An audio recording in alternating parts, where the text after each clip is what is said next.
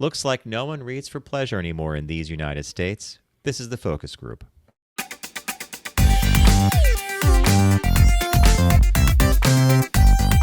They're all business, except when they're not. It's the Focus Group with Tim Bennett and John Nash.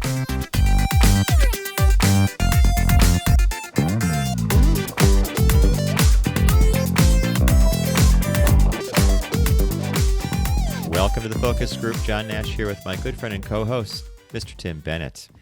FocusGroupRadio.com is our website. You can learn all about us there, including our partners, who we'll be visiting with later in the broadcast. And as I've said in earlier shows, it is Criterion Collection Month here on the Focus Group, which means we're going to be giving away movies and playing a game called Pick That Flick. It's John Says Pick That Flick, and it goes all the way back to Sirius because it was the 1 week we gave Tim off a month because it was Tim's list. How many years ago it had to be 15 years ago. The last clue that I had a timestamp, like a date on, was 2015 or like early 2016. We probably started it in 2010.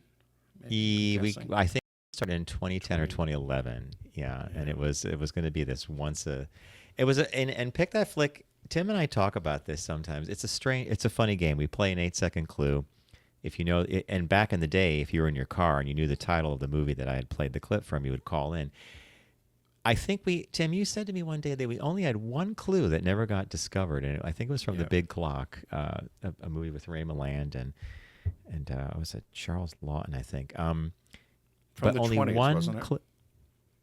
Well, it was 40s, 1940s. 40s, okay. Yeah, and but that was, I remember the time we were in the studio and I did, the clues were all the sound of the Star Trek transporter from at least 3 or 4 different movies. Tim's sitting there in the command, because he used to sit in the studio in this area that had full view of the windows, the door, and you're just shaking your head like, Nash, no one's getting this. And everybody, Pew, pew, pew. Tick, tick, tick, tick, tick, tick, tick. Phone's lighting up. What the hell? Yeah. Star Trek 3, Star Trek 2, The Wrath of Khan. Star Trek 3, you're exactly right. That's the Jetsons.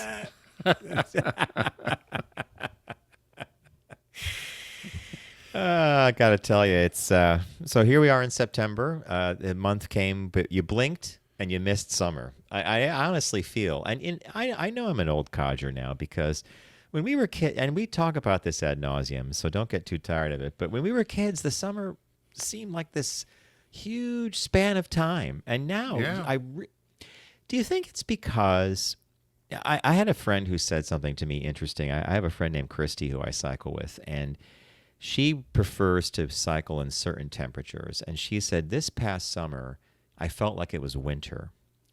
And I said, what are you talking about? Really? She said, because I was stuck inside more than I was outside because of the heat waves, the humidity, and the heat.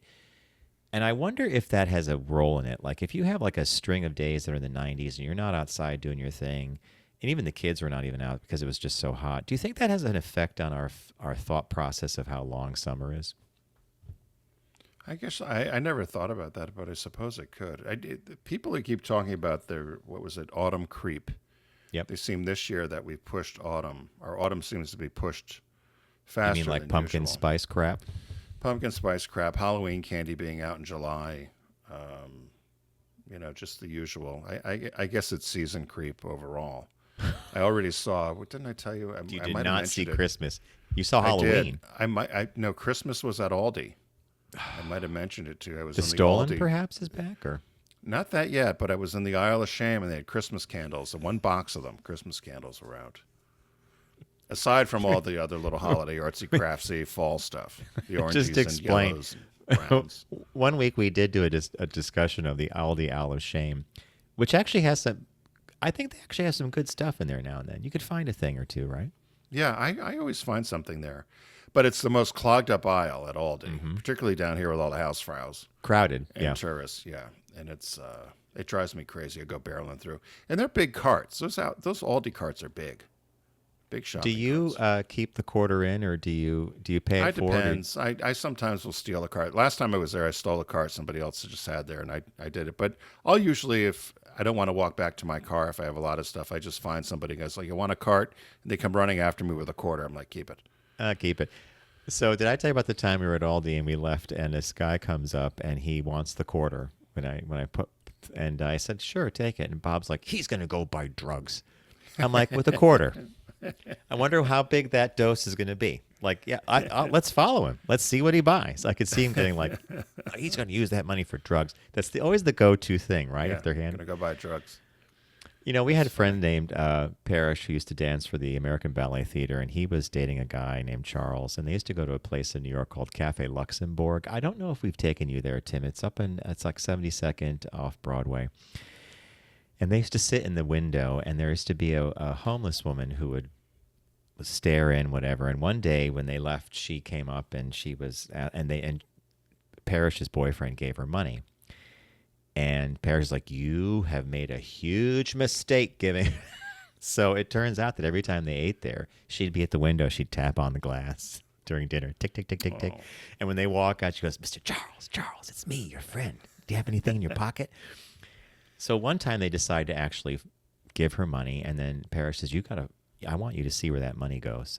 So they kind of trailed her and she walked around the block and she did indeed buy something from somebody like she got drugs. She bought something. There was an as the story was told. There was an exchange of some sort. That's where it was left. That's too bad. There was an exchange of some sort. Charles, it's me. Tap tap tap tap tap. Friend for life. Last time somebody tapped at a window for me, it was the Wilmington, and John P. Brown pulled his pants down and mooned us in the window. The restaurant. 84 years old. It's hilarious. Here's another one for you. He spotted us eating, and then the same thing banged him. We're like, oh, look, and then pulls his pants down, sticks his ass to the window. Thought at 84 they're not going to arrest you. No, it's comical.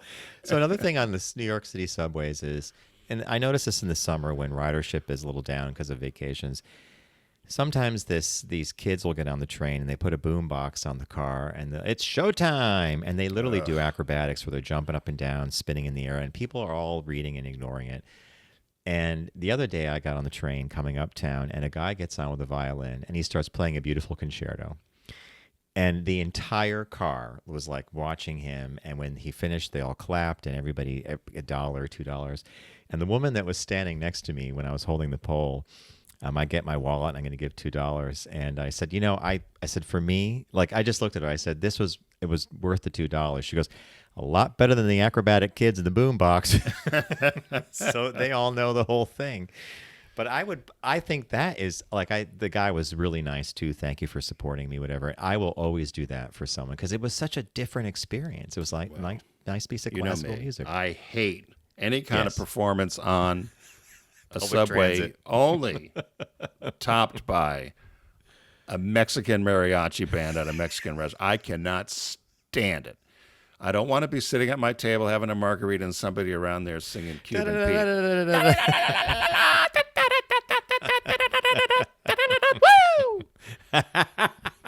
I like that little one you added there. I am the rancho piano. And there's more guacamole over here. Yeah, I hate a Mexican. If I go to a Mexican restaurant and I see that there's live music, out, not going. We have a Indian restaurant near us in New York called Kismet, and we were having dinner with our neighbor Barbara, and we were walking down. They have all plate glass windows, and we see like a jazz band. We all just did 360. We're like, no, we're going somewhere else. All right, on that note, sir, what caught your eye? What caught your eye? Here's what Tim and John found. So I saw this reported in a number of places, but the headline is Painting Looted by Nazis During World War II Found 80 Years Later. It was actually spotted in a real estate listing. This is so interesting, right? That painting that, if you're watching on YouTube, it's a painting above like a green velvet couch. I guess it's like a guy in some kind of medieval clothing. So it's Portrait of a Lady. Oh. But you're Sorry, right. Tim. No, it looks like a guy.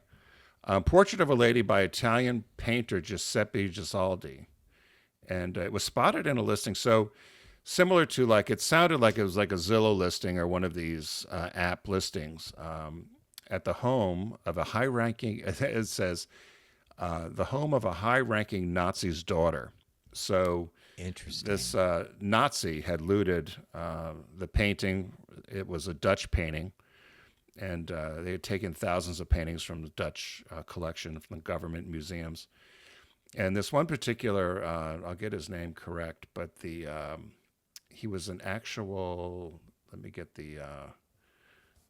so the painting was seen in a listing of the home of Cajun's daughter. And Friedrich Cajun was one of Goering's top aides and financial advisor. Okay. And so it says 800 paintings were stolen by Hermann Goering, and he was head of the Luftwaffe, and one of the most powerful men in Nazi Germany. So the family fled to Germany, and this portrait was with them, and everybody said anyone who's done authentication on this said there's no way this is a copy. This is the actual painting that's missing. The daughter, of course, I know nothing about it. It just hung there for years. I don't know what you're talking about. I don't have any information. I don't know what you want from me.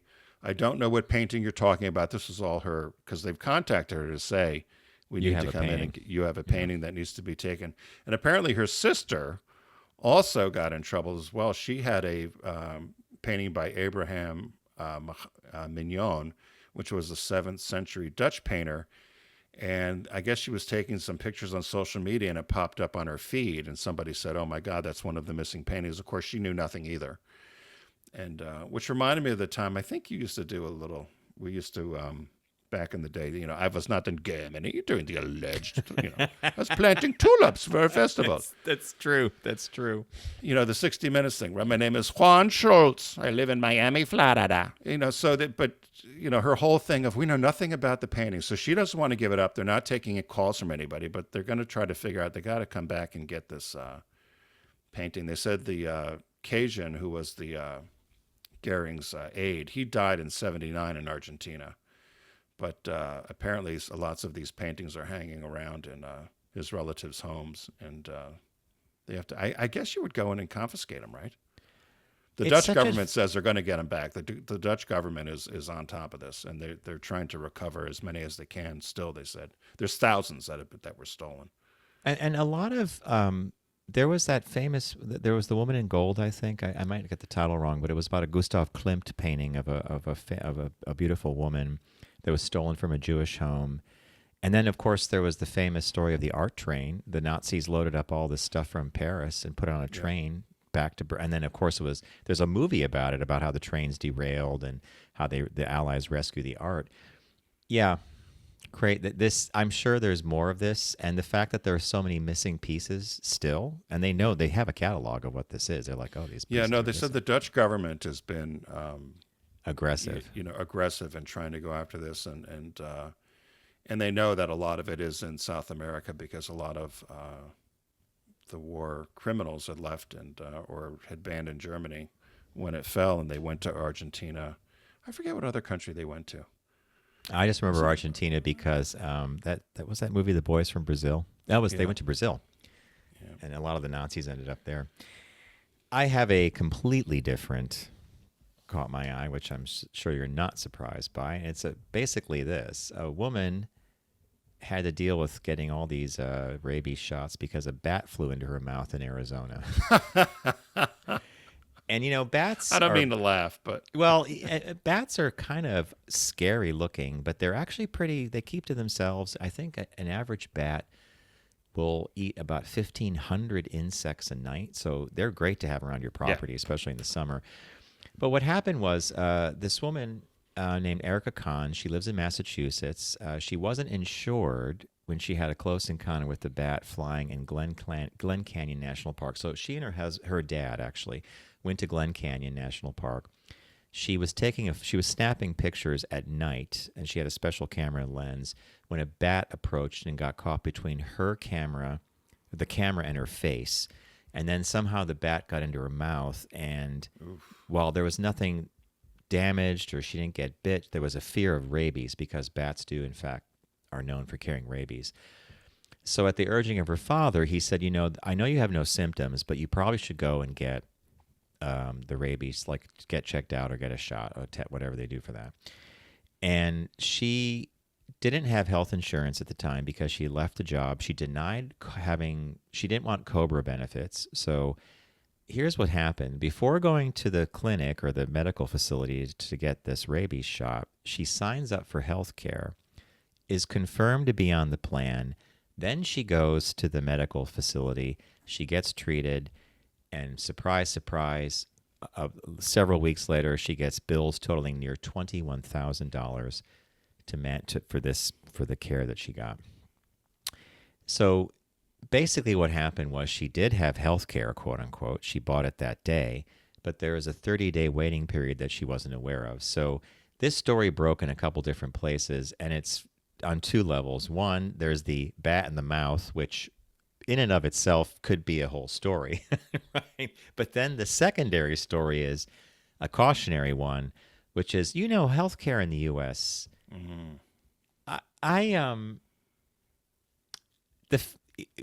You have to know a lot as a consumer, basically. If we lived in a different country where healthcare was just guaranteed to you as a citizen, you just walk into a doctor, you wouldn't worry about this. But Right.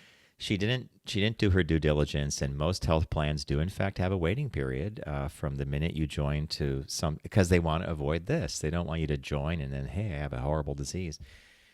So that was the learning that she wanted to share with people when she did these. I saw a video clip, and someone was interviewing her, and she kept talking about the importance of knowing your coverage and having coverage. And then the reporter kept saying, "What was it like having a bat in your mouth? What did the bat do?" Did you bite the head? So she, like Ozzy Osbourne, I think it was a rubber bat. He did that too. But so it was. I saw two different Arizona station and a Massachusetts had video, and both the reporters were obsessed with the bat and not about the healthcare. They're like, oh, yeah, whatever. You got your rabies shot. Okay. So there you go. Lesson to be learned: if you get new healthcare, you have a 30-day waiting period usually, and you can't use it right away. So don't let a bat slide into your mouth, right? Ugh. That'd be gross. All right, friends, as many of you are aware, and I said this at the top of the show, it is in fact Criterion Month here on the Focus Group, and we are going to be giving away movies. The folks at Criterion gave us a lot of discs, and they are fantastic. When the box came, I opened the box up, nice weight to it, and I was like, oh my God, the range of movies they've provided is fantastic. Many of them are Blu-ray, and I think they're mostly just Blu-ray, because most people have DVD or Blu-ray. Some have 4K. So in honor of Criterion Month here on the Focus Group, we are playing Pick That Flick, and it's a movie game, and we'll play the intro for you. This comes to us from our old satellite days. Open the pod bay doors, Hal. I'm sorry, Dave. I'm afraid I can't do that. John says, pick that flick. All right, here's how it goes. I'm going to play a clip from a movie, 8 seconds to 12 seconds long. If you know the title of the film the clip came from, drop us a line at letters@focusgroupradio.com. That's letters@focusgroupradio.com with your guess. You might want to include your mailing address, or I can send you a note saying you won and send me your mailing address. And that's it. Simple game. So here we go. This is this week's clue. I don't want to live in a hole anymore. It makes me feel poor. We are poor, but we're happy. Come see, come saw. All right. This one's like an 8-second clip. I'll do it again, Tim. I think I might know the actor, but I don't know. Is it an actor? I don't want to live in a hole anymore. It makes me feel poor. We are poor, but we're happy. Come see, come saw. You probably know the actor, right? I think I do. Yeah, I'll get Tim's guesses offline. Sometimes he's really close. Other times he's stumped. Rarely do I get these. I mean, you guys do a good job. You and Bob do a good job pulling out these clips. Did Bob help you with this one, or did you pull this yourself? All me. All me. You this time. Good. Yeah, good for you. all me. Well, as John said, it's Criterion Collection Month here, right? Yeah, we do have a new release, by the way. Oh, we do? We do have a Okay. new release. I jumped and the gun. movie, yeah, it's the live action version of Lilo and Stitch. Now, I don't know if anybody's seen the cartoon version, but this actually did pretty good box office. But so if you're a fan of Lilo and Stitch, the original, the live action apparently did a really great job of bringing the characters to life, because I think Lilo and Stitch come from another planet or something. don't don't use me as your guide. I don't know much about Lilo and Stitch, but it's the live action version. So there you go, Tim. So it's Criterion Collection Month here on the Focus Group. Thanks to our friends at Deep Discount and our friends at Criterion. John has played a clip for you, and you can always rewind and listen for as often as you like. Just be sure you like us every time you rewind. And if you come up with the correct guess, send your answer to letters@focusgroupradio.com, and hopefully you'll win a disc from our friends at Criterion. And the new release this week is Lilo and Stitch, right? Is that the correct Lilo title? and Stitch 2025. Lilo and Stitch 2025. We're going to take a quick break. When we come back, we've got a business birthday and then a shop talk for you. And the shop talk revolves around reading, and I thought it was right up Mr. Nash's alley. So we'll be back right after this message.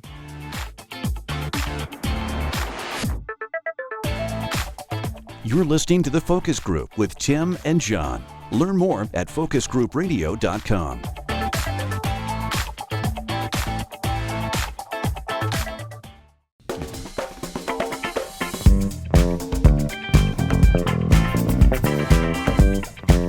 Now back to The Focus Group with Tim and John.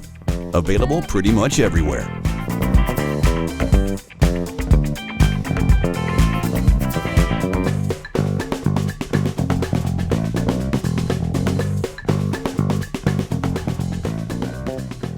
Welcome back to the Focus Group. John Nash with Tim Bennett.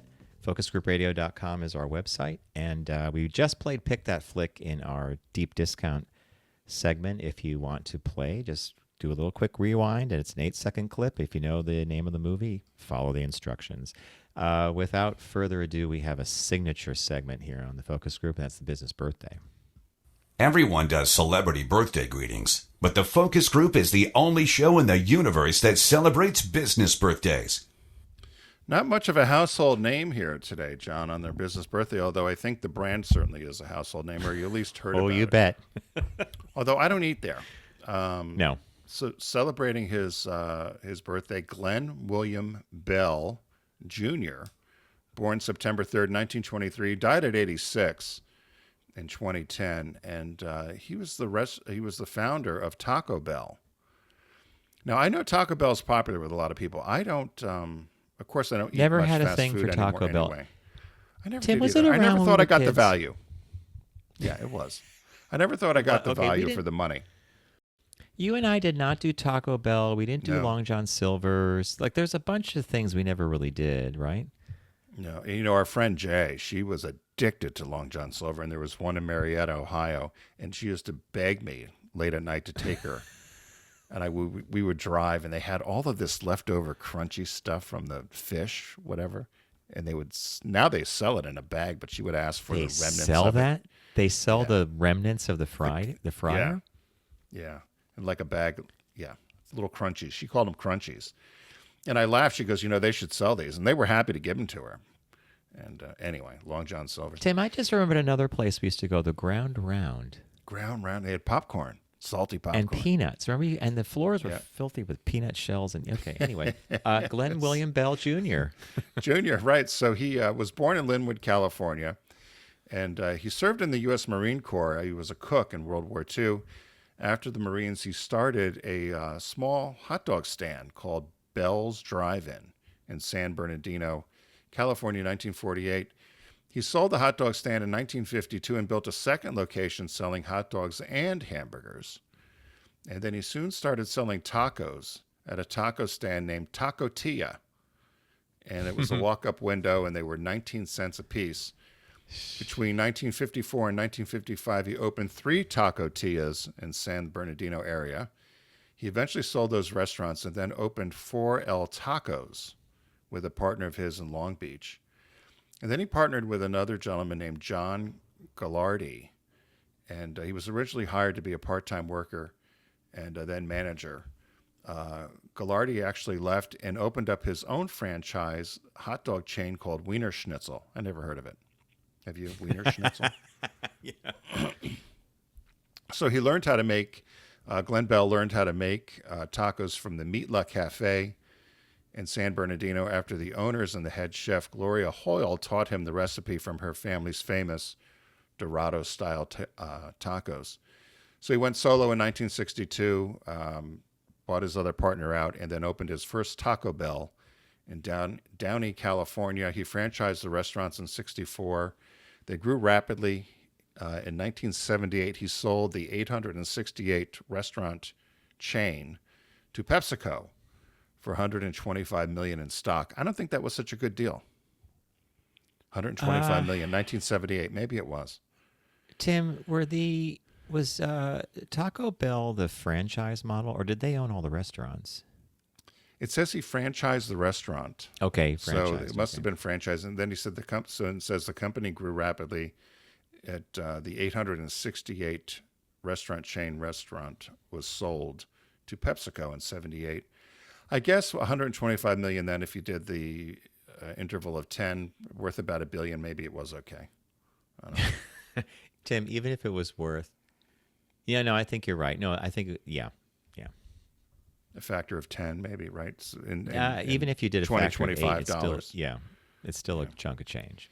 He also, after he sold the restaurant, he opened up he was going to try to open up, sounded like a little amusement park in Tulum, California, which is outside of San Francisco, up near Sacramento. And it was a little small gauge railway station. And he bought these old railroad cars from an old lumber company. And he was going to make this little train thing, an RV park, but it didn't take off. But that's where he invested some of his money to do this little small gauge railroad with steam locomotives and an RV park. They said it had falling traffic, so the venture closed in the 80s. He died January 16th, 2010 at the age of 86 in Rancho Santa Fe, California, leaving a wife and 2 sons and a daughter. He had Parkinson's disease when he died.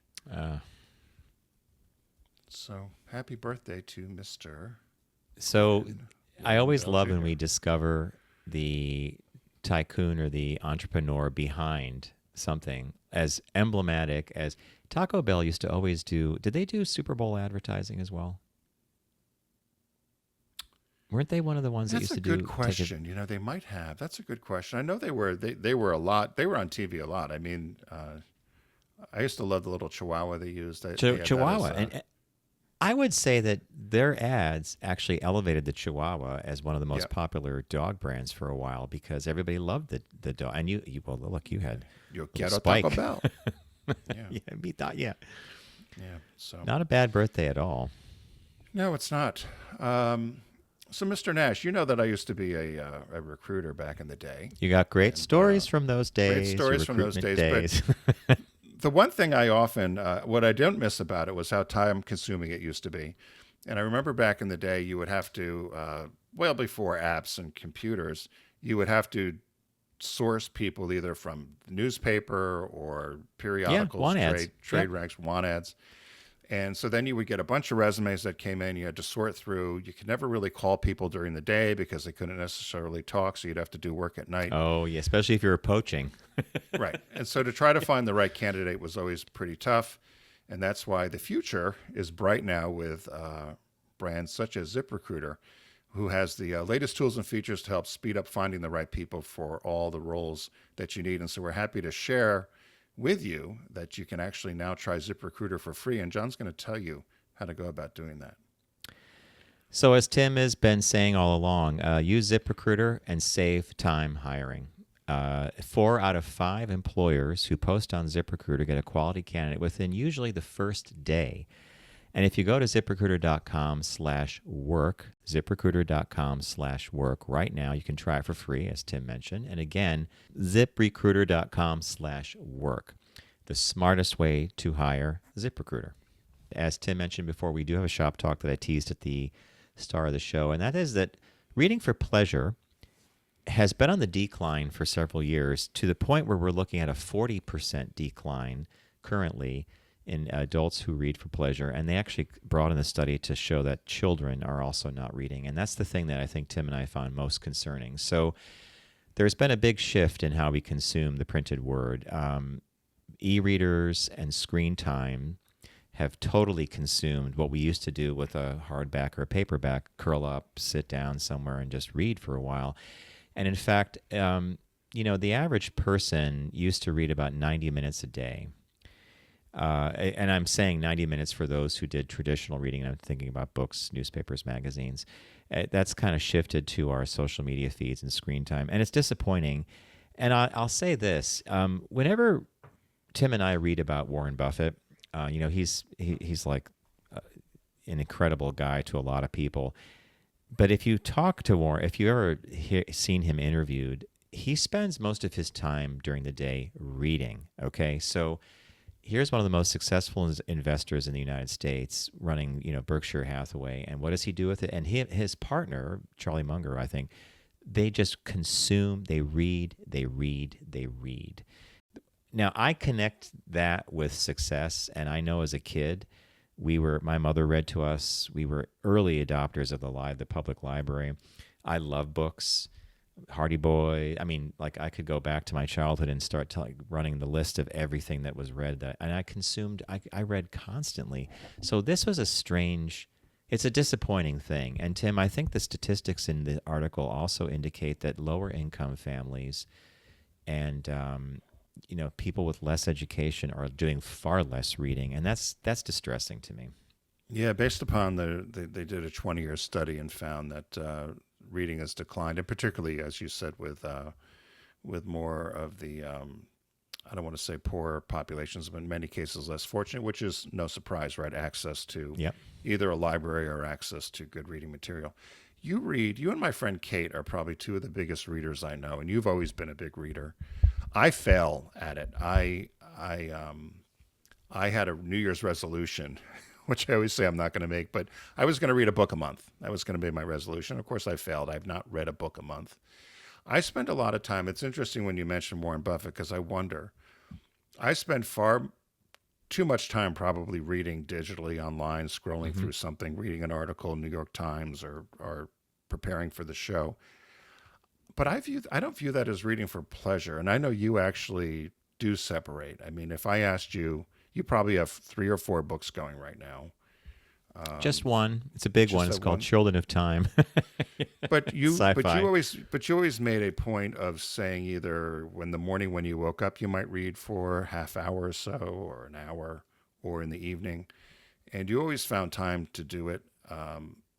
But you also do the other reading, the digital reading, the looking up things, the doing the research. You bring up a great point. We're required to practically, right? Right. So I wondered about, does Bob read for pleasure as much as you do? Yeah, he does.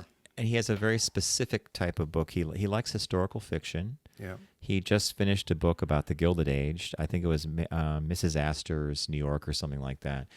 So he'll be inspired by something like the Gilded Age, and then he'll do a bunch of reading in that area. He should probably do more. I could do more. In the city, we live up near Fort Tryon Park, and sometimes I'll stroll through the park to take a break. And I've noticed that there's a guy that sits up on a bench, younger gentleman, handsome, has a little bottle of water, but he sits, and I've seen this like same time every day. He must go to that, and he reads. Right. He has a hardback or paperback. Wow. And he probably just goes and reads for like an hour. And I wonder if that habit of saying, I'm going to go to the park and I'm going to read, like that's your thing, and carve that time out and you do it. Like I get distracted very easily. And Tim, you do read a lot. Like you will come across something, and then Tim does a deep dive into it, and he'll look at some research. He'll look at some other articles to cross-check something. You are reading. But not quite as much for pleasure. But I don't think I'm not doing it as pleasure as you would do. I haven't done a good job of separating it. And so I do say, yes, I read and I consume a lot of media, particularly printed, whether it's digitally or not, or I'll look through I still get magazines delivered to the house. But I don't... I really need to. And I initially thought when I did my New Year's resolution that I was going to read the classics. So I was going to read Catcher in the Rye, and then I was going to go down the list of, starting to go through just to read, but I haven't. And so I need to figure it out. Here's one for you. I'm on our co-op board, and I had to interview a nice couple that was subletting an apartment from us and from an owner, one of our shareholders, and it was a guy and girl. The guy was a high school English teacher and a journalism teacher, and his girlfriend was a school psychologist, and she did adjunct teaching at Brooklyn University, or I think out in Brooklyn, and during the interview, I jokingly said, I have to set up the polygraph. And they just looked at me and I said, it's not that kind of interview. I asked him what he was teaching currently. So he teaches high school seniors, and around this time of year, they dive into Mary Shelley's Frankenstein. Wow. Have you read Frankenstein? The original Frankenstein by Mary Shelley? So I said to him, why that book? And he said, it's a very misunderstood classic. First, it was, how it was written. It was a bet between her and this guy. They're like, we're going to spend a weekend and we're going to both write a book. And she emerged from this bet writing a literary classic. And, this is back when it was handwriting, right? Like a handwriting page. And so he said, there's so many things about the book that are so interesting and cool. And it's not just about the monster, or we think of Frankenstein in its depiction in Hollywood with the bolts on the neck, like Herman Munster kind of thing. And then he mentioned a couple other books that you just mentioned as well. Then he talked about books that I haven't even, Toni Morrison's, authors I know of, but I haven't read. And he jokingly said, he goes, I also have a lot of friends who go back and look at their high school syllabus and reread what they never really read in high school. So is that your classics idea? Like you would go back and read some? Right. And I often said that, and you probably, although again, I've discovered later on in life I'm a very slow reader, and part of it is my dyslexia. I've got a slight form of dyslexia, which was never diagnosed, but it's frustrating. I've even done it with friends of ours. I'll transpose numbers, and you always have to check things sometimes because I've given out the wrong address to the studio how many times by reversing and not knowing I've done it, like reverse the numbers. So when I read, I actually can't scan. I say every word in my head as you I speak read. it. I speak it to myself in the head, which is a lot slower than somebody that can zip through. I've watched you go through a page of copy and consume it and remember it probably twice the speed as myself. So I think that was always one of the issues with me. But you're exactly right. I thought if I read as much as I was supposed to without bullshitting and getting by the way I was able to in class, like I got an A in Shakespeare. I no more deserved an A in Shakespeare than the Man on the Moon. But I was able to understand the theme, and then when you were writing about a particular story, I could, write my way through it. But regret probably not, as you said, reading as well as I should, or I just certainly have a new appreciation for it now. Moby Dick would be one. The Scarlet Letter, all these things they had. Jonathan Livingston Seagull, right? I mean, it's... I would recommend, if you want to go back down the classics, when was the last time you read The Great Gatsby? High school? It was funny you bring up Great Gatsby. Kate gave it to me to read, and it's collecting dust on my end table. But so I haven't. So your answer is I haven't, but it was on the list. Here's a stupid thing. I read The Great Gatsby at least once every 2 or 3 years. And every time I read it, I'm stunned by my understanding of a phrase of his that makes me laugh out loud.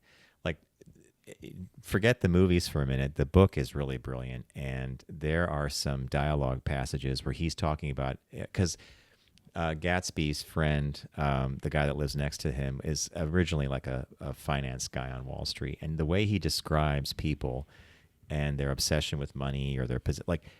You realize that F. Scott Fitzgerald was writing about people of his time, and he was also making a couple of snarky things. You know who else you might really enjoy would be Mark Twain. Yes. Before you get on, I don't know if we discuss this on another show. We might have, because sometimes we forget. So do you know, if I asked you, I read a dissertation, I don't know if we discussed it, about The Great Gatsby, and it was a critique, and I never heard this before. I don't know if you did. Do you know where did The Great Gatsby take place, or what was it? What was the subject? Where did the subject take place? Long Island. And I would say it would either be, well, we would call it the Hamptons. It might not have been that far out, but it was definitely on the North Shore or the South Shore of Long Island, probably the North Shore. And this dissertation says it was Westport, Connecticut. It was really modeled after Westport and what they had seen from Long Island, which I thought was interesting. So they did this whole, I should find Does it for Westport you. I guess look we right didn't. over- Yeah, it looks over the sound. Okay. I don't think you and I, maybe we didn't discuss it then, but I read this whole thing and it gave this whole, it was like a New Yorker article, far too long. I don't need to know the ins and outs of I it. like that point of view though, because in the book they do travel into the city, but they don't necessarily tell you. Well, actually, they do cross one of the bridges, which would mean they were coming in from Queens, which would mean they were coming in from Long Island. But Everybody, I've always believed it was the Hamptons, Long Island, high society out there. And then I read this whole thing about but Westport was always money, right? right, and then they talked about all these how Hollywood kind of romanced Westport, and even I Love Lucy was in Westport, and they go through all these different movies about Westport, and they said, in fact, The Great Gatsby was a mirror of them looking out from Long Island at Westport, but really talking about Westport. I'll find it for you and send it to you. It was just another point of view about it, which I thought was, now, we're getting really wonky. This is not Rachel Maddow's show. Well, no, we're talking about books and literature and wanting to be more of a casual and reading for enjoyment. And I think reading some of the books that we were supposed to have read, I read most of them in high school. Some of them I really didn't care for. And let's be real, Shakespeare is really hard, in my opinion. Depending on the translation you're reading, or you're reading the Old English, you have to have a teacher tell you what certain things meant then and what they mean now, right?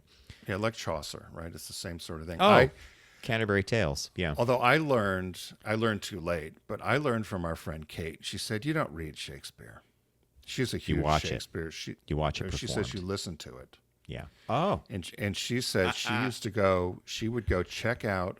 She goes, if you went to the library back in the day when you could do this. She had learned from somebody, because she went to Bucknell, and I guess they have one of the premier Shakespeare authorities that's a professor there or something. And he had all said to the class as well that it was meant to be heard, and performed, and as you said, viewed. So she would get the records back then when they had the LPs, and you'd put it on, and then you listen to it, and that's how they would consume it. And I thought, God, that would have been so helpful to me had I known that rather than reading. Remember Cliff Notes? People would try to get Cliff Notes and try to cut corners. I don't even know if they still make those anymore. You doubt were in charge of the Cliff Note display when you worked at Walden Books, Yeah. right? And was there a competitor to Cliff Notes? I seem to remember Cliff Notes was yellow and black cover, and someone else did someone with a red cover. You're right, but I forget the name. I forget what it was, yeah. But they were a competitor. So if you're listening and you know the competitor, drop us a note at letters@focusgroupradio.com. We'll send you a pair of socks if you remember get the some Cliff Notes socks, yeah. competitor. Yeah, we'll see if that rings the bell, John. But no, so that was it's I think more and more people are, as it says here, less people are reading. I think less people are socializing, interacting. There's a whole bunch of other things that go with it, don't you think? Oh, totally, yeah. Yeah. But I put reading up there as something that, remember that thing we were kids, RIF? Reading is fundamental. It really is. So, John, I think it makes... So if I had to read The Great Gatsby or Catcher in the Rye or Moby Dick, or what was the other one, Mark Twain, one of Mark Twain's books, what would you suggest? Great Gatsby. Okay. So I'll blow the dust off. The fact that Kate gave you that a little while ago, that says a lot to me, because it's one of my I told her I absolute was going to favorites. do, and I told her I was going to do this New Year's resolution thing. And what's funny about it too is I think it's her copy from, it might be college, so it has notes in it. Like your mom used to do that. I remember your mom saying she always wrote notes, and Yep. so it'll be funny to see what it is. But so get out there and read, people. Go to your libraries. John always advocates. Go take out a book and read it, which is good because you have to return the book in 2 weeks, so you got to read it, right? I do that with the New York Public Library now. I do take physical books out. Is They it give still you 2 3 weeks or to- it's three? three We now? get 3. And if the book's not on hold, they actually send you a note saying you have 2 more weeks with the book. So Oh, wow. it does get me reading. Yeah. That's good. So, hey, thanks for joining us here today on the Focus Group. We appreciate your time with us. We know you have a lot of other podcasts, as John likes to say, 3.2 million podcasts to listen to. So we're glad you suffer through with us. We appreciate it. Thanks to our friends at Deep Discount. It's John says, pick that flick with a Criterion Collection all month. And you can rewind if you just joined us here and listen to the segment. And if you know the guess to the movie clip that John picked, send your answer to letters@focusgroupradio.com, your chance to win a Criterion disc. And so please include your way for contact, which is usually an email, and then John will get your address from you. And there's a new release, which is Lilo and Stitch 2025. So, again, thanks to our friends at Deep Discount. We hope everyone has a great start to the what will be the unofficial start of fall until actually fall hits later in the month. And be sure, if you're out there, do not text and drive, arrive alive. I saw a lot of people on the road this past week, John, texting as you probably did. You had a lot of travel this week as well, right? Yeah. You probably saw people texting and weaving to the side of the road or into the lane. Or into you. So, not good, not worth it. So have a great week, and we'll see you next time here on the Focus Group. Take care.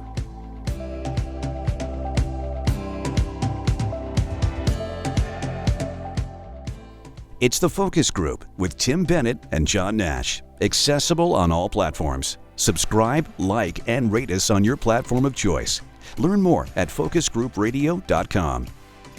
That was a stunning focus group.